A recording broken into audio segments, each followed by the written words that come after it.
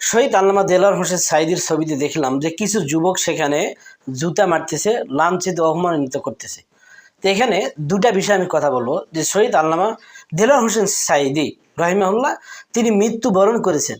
এই মুহূর্তে তিনাকে জুতা পিটা করলে আর তার সশরীরে লাগতেছে না, এমনকি তিনি দুঃখও পাচ্ছেন না, কষ্টও পাচ্ছেন না। তো এটা কী করা হচ্ছে, এই মৃত্যু ব্যক্তির একটা প্রতিছবিতে এইভাবে আঘাত করানো হচ্ছে। তো দেখুন, এই মৃত্যু ব্যক্তির একজন জগৎ বিখ্যাত আলেম ছিলেন, বক্তা ছিলেন। তো তিনি শুধু বাংলাদেশ না, এই বাংলাদেশটা পরিচিত হয়েছে মুসলিম বিশ্বের কাছে আল্লামা দেলোয়ার হোসেন সাঈদীর জন্য। দেলোয়ার হোসেন সাঈদী এই দেশের সম্পদ, পুরা দেশের সম্পদ। শুধুমাত্র তিনি যে জামাত ইসলাম করতেন, এই জন্য জামাত ইসলামের একার তিনি কর্মী বা রোকন বা একটা সম্পদ, এটা কিন্তু আমরা ধরতেছি না। আজকে বাংলাদেশে যে সমস্ত ওলামায়ে কেরামগণ, বক্তারা যারা ওয়াজ করেন, আপনারা দেখবেন যে 70% উপর বক্তা আল্লামা দেলোয়ার হোসেন সাঈদী যে ক্যাটাগরিতে ওয়াজ করতেন এবং তার ধাঁচে যে কথা বলতেন, এগুলো তারা রিসার্চ করেন, কপি করার চেষ্টা করেন। তো এইরকম একজন ব্যক্তি তিনি যখন কাবা শরীফে যাইতেন, তখন তার জন্য উন্মুক্ত দ্বার ছিল, তিনি সেখানে যাইতে পারতেন। নিউ ইয়র্কে যিনি ইংলিশে বক্তৃতা দিতে পেরেছিলেন।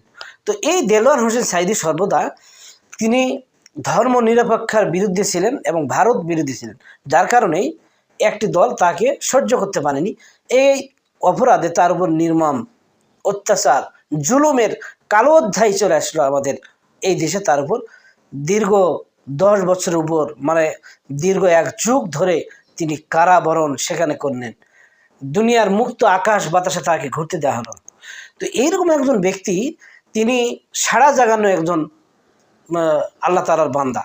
আমি ধরলাম এই ব্যক্তিটি হয়তো 1971 সালে কিছু অপরাধ করেছে, ধরলাম, দোষ কার মধ্যে নাই, প্রত্যেকটা মানুষের মধ্যে ভুল আছে। ধরলাম কিছুক্ষণের জন্য যে তিনি ভুল করেছেন, কিন্তু তিনি আল্লাহর নামে কসম করে বলেছেন যে আমি 71 সালের কোনো ঘটনার সঙ্গে আমার কোনো সম্পর্ক নেই এবং আমি এগুলো করি নাই। তো তিনি যদি করে থাকেন, তাহলে আল্লাহ তাআলার নিকট হয়তো দেখা যাবে যে এমনই একদিন তিনি ক্ষমা চেয়েছেন তাহাজ্জুদের পর অথবা যে কোনো নামাজের পর বা জিকির আজকারের পর আল্লাহ তাআলা তাকে মাফ করে দিয়েছেন এবং তিনি মুমিন বান্দাদের শামিল হতে হয়ে গিয়েছেন। এমনও হতে পারে যে তিনি দীর্ঘদিন এই 1 যুগ যাবৎ কারাবরণ করার কারণে সেখানে এমন আমল করেছেন, সেখানে কি করা হলো যে তিনি এমন এক সময় আমল করেছেন, আল্লাহ পাক তার জীবনের গুনাহ খাতা মাফ করে দিয়েছেন। তাহলে তিনাকে যদি মাফ করে দেন, তাহলে এখন কি? এখন যিনারা এই অপমান লাঞ্ছনা করতেছেন, তার মানে একজন মৃত্যু ব্যক্তিকে যখন এই ধরনের অপমান লাঞ্ছনা গঞ্জনা করা হয়, তখন তার দোয়ার উল্টাটা যেটা, সেইটা করা হয়। কিন্তু আল্লাহ তাআলা কোরআন কারীমের মধ্যে বলেছেন, রব্বানা আতিনা ফিদ দুনিয়া হাসানাতাও ওয়া ফিল আখিরাতি হাসানা। এই আয়াতের মধ্যে আল্লাহ সুবহানাহু ওয়া তাআলা দুনিয়ার জীবিত, মৃত্যুর এবং নিজ নিজ পরিবার সহ যত মানুষ আছে সকলের জন্য দোয়া করার আদেশ দিয়েছেন। আল্লামা দেলোয়ার হোসেন সাঈদীর জন্য ফাঁসির আদেশ চেয়েছিল এবং ফাঁসি যেন হয়, এই জন্য একদল আমাদের মতো মুসলিম যিনারা তার ওয়াজগুলি শুনতেন পকেটে পকেটে, তারা পর্যন্ত তার ফাঁসির অর্ডার যেন হয়, এই জন্য রাস্তায় নেমেছিলেন, মিছিল করেছেন। তো সুপ্রিয় দর্শক শ্রোতা, সব মিলে আমরা যা দেখি যে আল্লামা দেলোয়ার হোসেন সাঈদী সত্যিকার আল্লাহ পাক তিনার জীবন যৌবন সব কিছুকে কবুল করে নিয়েছেন, এই জন্য তিনি পরলোকে চলে গিয়েছেন। সবাইকে যেতে হবে। তিনি এই যুগে, এই বর্তমানে যদি বেঁচে থাকতেন, অবশ্যই সমগ্র বাংলাদেশে তিনি ভ্রমণ করতেন। আদৌ আল্লাহ পাকের পক্ষ থেকে বাংলাদেশের জন্য একটা রহমত ছিল, যে রহমতটা আমরা হয়তো অনেকে বুঝতে পারি না। বিশ্বনবী সাল্লাল্লাহু আলাইহি ওয়াসাল্লাম তিনি যখন মক্কা থেকে মদিনায় চলে যান, তখন কেন তিনি চলে গেলেন? মক্কার কিছু লোক তাকে আল আমিন হওয়ার পরও, খুলুকিন আজিম হওয়ার পরও তাকে কি করেননি, মেনে নেননি। ওই ঠিক তদ্রূপ দেলোয়ার হোসেন সাঈদী তিনি কি বাংলাদেশের জমিনে সকলের চোখে কি ভালো হবেন? সবাই কি তাকে ভালো চোখে দেখবেন? এটা কোথায় পাইলেন? 100টার মধ্যে 100টা মানুষ যদি তাকে ভালো চোখে দেখেন, তাহলে সত্য এবং মিথ্যা এটার যে পার্থক্য, এটা বুঝবেন কি করে? আবু জাহেল নিজেও যখন বদরের যুদ্ধ করেছিল, তখন সে দাবি করেছিল যে আমি হক পথে রয়েছি এবং বেহক পথে, মিথ্যা পথে রয়েছে মুহাম্মদ। আসলে কি তাই? হক পথে কে ছিল? আবু জাহেল নিজে দাবি করেছিল। তো ঠিক তদ্রূপ আজকে যারা এই কাজটা করেছে, তারাও হয়তো একসময় মনে করতেছে মনে মনে যে আমরাই সঠিক, আমরাই হক, ওই বাতিল ছিল, যে আমরা বাংলাদেশের জন্য এসি আর সে এইটা চায়নি। দেখুন, যে সমস্ত ছেলেগুলি কাজ করেছে তাদের ভিডিও দেখলাম, তাদের জন্ম 71 সালে নয়, 71 সালে তারা ছিলেনই না, আমিও ছিলাম না। তো এই অল্প বয়সের এই মানে যুবকদের অন্তরের মধ্যে, এটা কোন দলের আমি জানি না, এদের মনের মধ্যে কে এই অনুপ্রেরণা জেগে দিল, কে এই ঘৃণা জাগিয়ে দিল যে এরকম একটা আলেমের পিকচার টাঙিয়ে ছবি করিয়ে তাকে এরকমভাবে অপমান করতে হবে, জুতা মালাজ করতে হবে?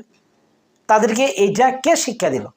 ইতিপূর্বে আলেমরা জঙ্গিবাদ, আলেমরা খারাপ, এই জাতির চোখে একটা বিশাল ধরনের মানে মহারার একটা জাল, এই ধূম্র জাল ফেলে দিয়েছিল একদল শাসক গোষ্ঠী। তারা কিন্তু আজ নাই, অথচ আলেম ওলামা এ দেশে আছেই, তারা নাই। আবার কিছুদিন পর দেখা যাবে যে যারা এই সমস্ত কাজগুলি করতেছে তারা নাই, কিন্তু আলেম ওলামা থাকবেই। আলেম ওলামা যখন না থাকবে তখন আল্লাহ পাক দুনিয়াও রাখবেন না। আল্লাহ পাক তার রাসূল সাল্লামকে যে সমস্ত মানে ওয়াদাগুলি দিয়েছেন, তার মধ্যে যারা ইলেমওয়ালা আলেম ব্যক্তি তাদেরকে আল্লাহ পাক কী করবেন, কিয়ামতের দিন জান্নাত দিয়ে দিবেন। তাই আল্লাহ রাসূল সাল্লাম বলেছেন, হয় আলেম হও, নয় আলেমের পিতা হও, অথবা আলেমের দাদা নানা হও, অথবা যদি তোমরা আলেম এগুলো নাকি একটাও না হতে পারো, কিছু আলেমের সাহায্য করো, যদি তাও না করতে পারো তাহলে আলেমের বন্ধু হও, বন্ধুও যদি না হতে পারো তাহলে আলেমের সাথে ভালো সম্পর্ক রাখো। এটা আল্লাহ রাসূল সাল্লামের বাণী, ওহি বাণী। কিন্তু আজ আমরা বাঙালি জাতি এগুলো থেকে অনেক দূরে। আজ আমরা আলেমকে চিনি না। আজকে আমরা মনে করতেছি ও জামাত, ও 71 রাজাকার ছিল, যার কারণে ওকে এরকমভাবে ঘৃণিত কিছু লকব লাগাই দিতে হবে, তাকে ঘৃণিত এই ধরনের কিছু ট্যাগ দিতে হবে। সম্মানিত দর্শক শ্রোতা, কাজেই এগুলো যারা করেছে আমরা তীব্র তাদের প্রতি অসম্মান জানাই, এবং যারা এগুলো করেছে তাদের প্রতি ঘৃণাও জানাই। আবারও বলি, যারা কোন দলের এটা আমার ব্যক্তিগতভাবে জানা নেই, তবে আল্লাহ পাক সকলকে হেদায়েত দান করুন। যারা আমাদের পিতা মাতা মা বাবার সহ দাদা দাদি 14 পুরুষ পর্যন্ত মারা গিয়েছে, মৃত্যু ব্যক্তির সম্মান আমাদেরকে যেন আমরা করতে পারি। আল্লাহ পাক তৌফিক দান।